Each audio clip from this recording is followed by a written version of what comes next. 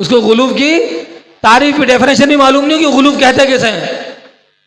بھئی جتنے بھی علی والے یہاں بیٹھے ہوئے ہیں, کوئی بھی کسی کا بھی عقیدہ ہے کہ علی اللہ ہے؟ کسی کا عقیدہ ہے کہ علی اللہ ہے؟ نہیں. علی کو اللہ کہنا اللہ کی فضیلت نہیں ہے, علی کی فضیلت نہیں ہے. علی کی فضیلت کیا ہے؟ کہ بندہ ہوتے ہوئے اللہ والے کام کرے. بندہ ہوتے ہوئے اللہ والے کام کرے, یہ کمال ہے نا. اللہ تو قادر مطلق ہے, اللہ تو ہر کام کر سکتا ہے, ہر چیز پہ قادر ہے. اللہ تو مردوں کو زندہ کر سکتا ہے, اللہ قادر مطلق ہے. مگر علی کون ہوتا ہے؟ کہ جناب عیسیٰ مردوں کو زندہ کیا کرتے تھے. کہا ہم اسی لیے تو کہتے ہیں کہ علی عیسیٰ سے افضل ہیں. کہا کیسے افضل ہو گئے؟ کہا علی اس کو کہتے, عیسیٰ کسے کہتے ہیں؟ جو مردوں کو زندہ کرے.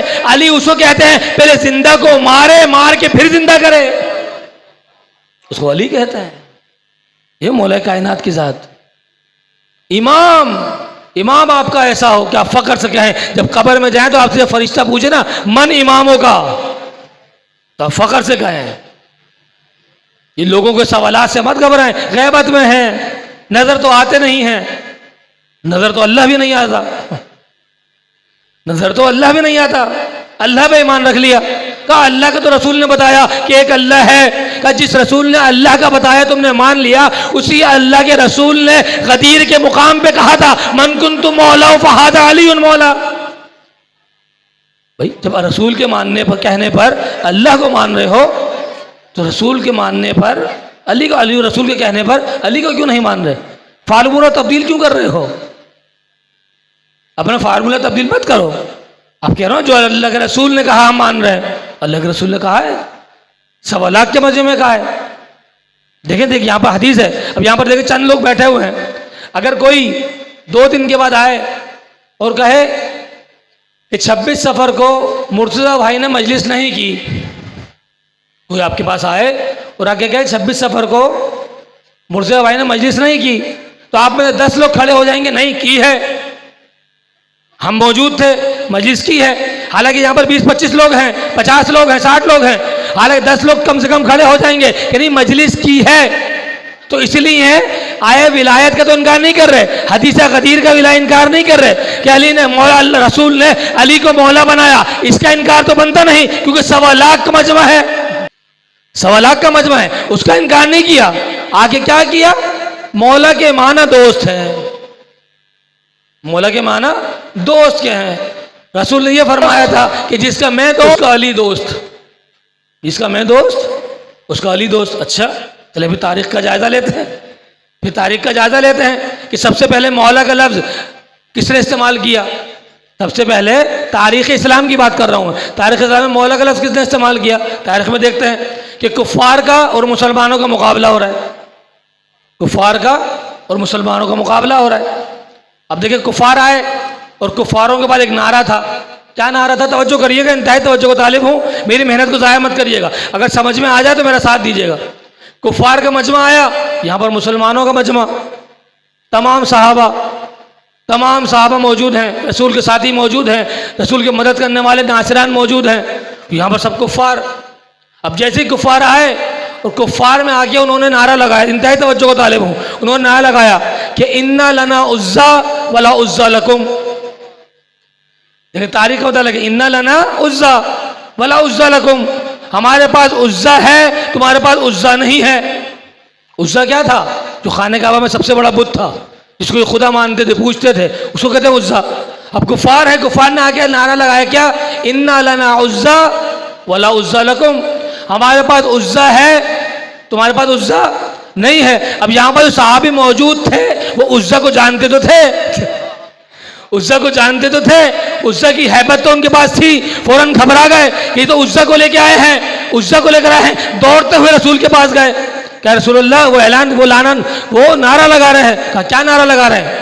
کہا کہ وہ کہہ رہے ہیں کہ انا لنا عزا ولا عزا لکم, ہمارے پاس عزا ہے تمہارے پاس عزا نہیں ہے. اب گھبرا گئے. اب دیکھیں گھبرائے گا وہی جو پہلے مانتا ہو, گھبرائے گا وہی جو پہلے مانتا ہو. کہا کیا اعلان کر رہے ہیں؟ کیا انا لنا عزا ولا عزا لکم. رسول مسکرائے, مسکرا کے کہا کہ اگر وہ نعرہ لگا رہے ہیں کہ انا لنا عزا ولا عزا لکم تو ان کے جواب میں نعرہ دو، ان کے جواب میں نعرہ لگاؤ۔ تو سب سے پہلے نعرہ رسول نے بنایا، کہا کہ جیسے ہی وہ لوگ کہیں کہ انا لنا عزا ولا عزا لکم تو ان کے مقابلے میں کہو جا کر اللہ مولانا ولا مولا لکم،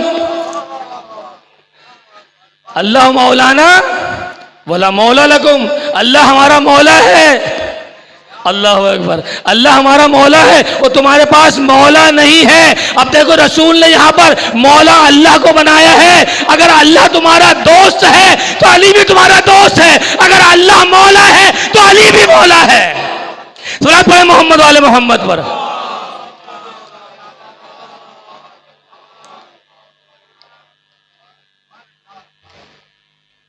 اللہ مولانا ولا مولا لکم، ہمارا اللہ مولا ہے وہ تمہارے پاس مولا نہیں ہے۔ مسلمانوں نے نعرہ لگایا کہ اللہ مولانا ولا مولا لکم۔ اب زندگی گزرتی رہی، نعرہ یہ چلتا رہا کہ اللہ مولانا ولا مولا لکم، اللہ مولانا ولا مولا لکم۔ اب جیسے ہی رسول کا آخری حج آیا، رسول نے مولائیت کو تبدیل کر دیا، رسول نے نعرہ تبدیل کر دیا۔ اب جو پہلے نعرہ تھا کہ اللہ مولانا ولا مولا لکم، رسول نے غدیر میں آ کے آخری وقت میں اس نعرے کو تبدیل کر دیا، من کنت مولا ہو فہذا علی مولا۔ دوست نہیں ہے، اللہ ہمارا دوست ہے، ہمارا پالنے والا ہے اور پروردگار ہے، ہمارا خالق ہے۔ مولا کے معنی دوست کس معنی میں لیں گے؟ رسول آپ کے دوست ہیں، رسول آپ کے دوست ہیں، جو آپ کہہ رہے ہیں دوست کے معنی میں ہے کہ جس کا میں دوست۔ کتنے لوگوں کے رسول دوست ہیں؟ آپ آج کھڑے ہو سکتے ہیں، ہمت کر سکتے ہیں کہ کہیں کہ رسول میرے دوست ہیں؟ نہیں، ہمارے آقا ہیں، ہمارے مولا ہیں، ہمارے رسول ہیں۔ جب ہم اور آپ نہیں کہہ سکتے تو کیسے کہہ رہے ہیں؟ جو رسول کو مانتے ہو وہی علی کو ماننا پڑے گا۔ تو دوست کے معنی نہیں ہو سکتے۔ مولا جس معنی میں اللہ کو لے رہے ہو، جس معنی میں اللہ کو مولا لے رہے ہو وہی معنی لینا پڑے گا، کیوں غدیر کی حدیث کا انکار تو نہیں بن سکتا، نہیں کر سکتے۔ 1.25 لاکھ کا مجمع ہے، 1.25 لاکھ میں سے 100 تو کھڑے ہوں گے، 1.25 لاکھ میں سے 125 تو کھڑے ہوں گے، یعنی رسول نے فرمایا تھا من کنت مولا ہو فہذا علی مولا۔ تو کیا کیا پھر؟ تبدیل کر دیا معنی کو۔ جب معنی کو تبدیل کر دیا تو اب یہاں پر دیکھ لیں تاریخ میں کہ سب سے پہلا نعرہ جو رسول نے بنایا، سب سے پہلا نعرہ جو رسول نے بنایا اللہ مولانا، اللہ ہمارا مولا ہے، ولا مولا لکم، تو بس مولا نہیں ہے۔ تو بالکل واضح دلیل ہے اس بات کو، یہاں پر رسول جو کہہ رہے ہیں آخری حج میں کہ من کنت مولا فہذا علی مولا، یہاں دوست کا معنی نہیں ہے، وہی مولائیت ہے۔ تو خدا قرآن میں فرما رہا ہے کہ انما ولیکم اللہ، اللہ تمہارا ولی ہے، رسول تمہارا ولی ہے، اور وہ ذات تمہارا ولی ہے جس نے حالت نماز میں رکوع کی حالت میں زکوٰۃ دی۔ کوئی دوست کے معنی نہیں ہے۔ ہمارے پاس ایسا امام ہے،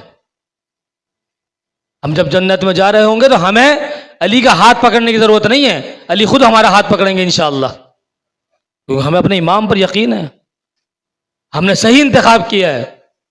آپ بھی تاریخ کا مطالعہ کریں، امام کا انتخاب، کیونکہ امامت کا انکار نہیں کر سکتے آپ، دنیا میں آپ انکار کریں، آخرت میں آپ کو پتہ چلنا ہے کہ آپ کو ضرورت پڑے گی امام کی، امام کے بغیر گزارا نہیں ہے۔ قرآن میں خدا فرما رہا ہے کہ ہر شخص کو اس کے امام کے ساتھ پکارا جائے گا، ہر شخص کو، اب چاہے اس کے امام کوئی بھی ہو، جیسا امام ہوگا ویسا انجام ہوگا،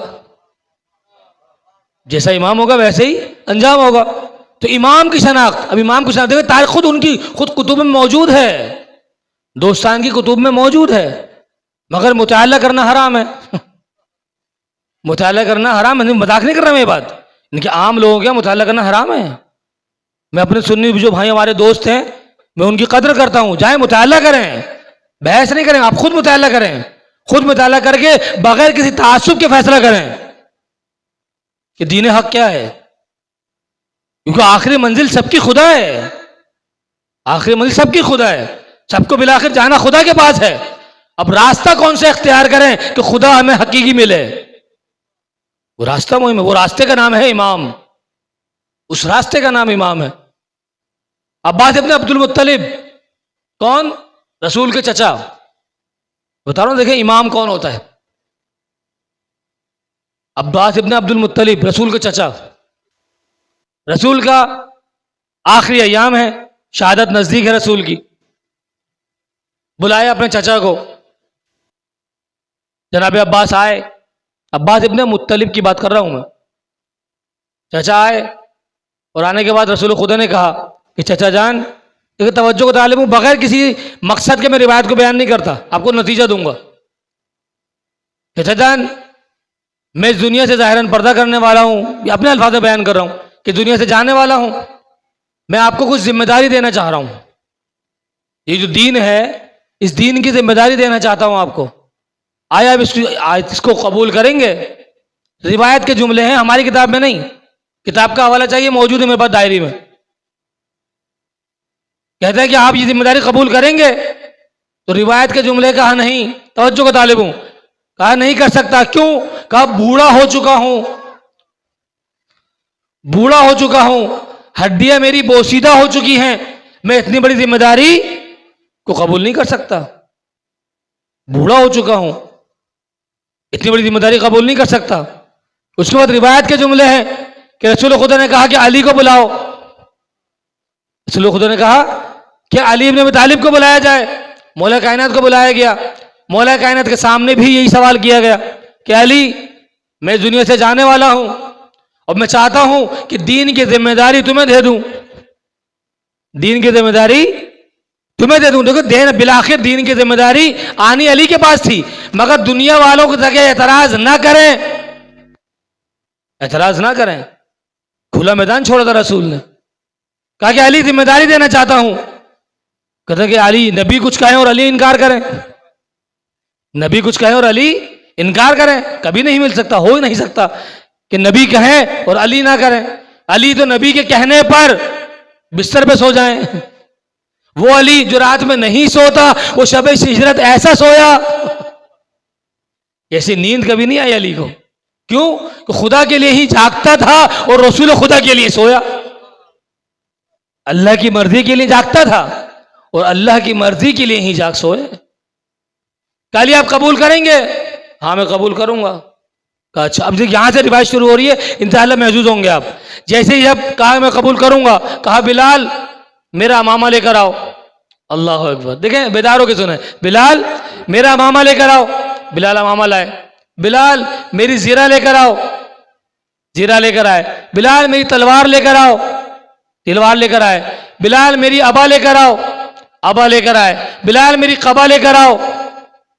سب لے کر آ گئے. اس کے بعد جب سارے تبرکات آ گئے، رسول کا امامہ، رسول کی زرہ، رسول کی تلوار، رسول کی قبا، رسول کی ابا، رسول کی ابا، یہ تمام کے تمام تبرکات علی کے سامنے رکھے. اور رسول نے کہا کہ علی، باہر میرا ناقہ کھڑا ہوا ہے. اللہ اکبر، اللہ اکبر.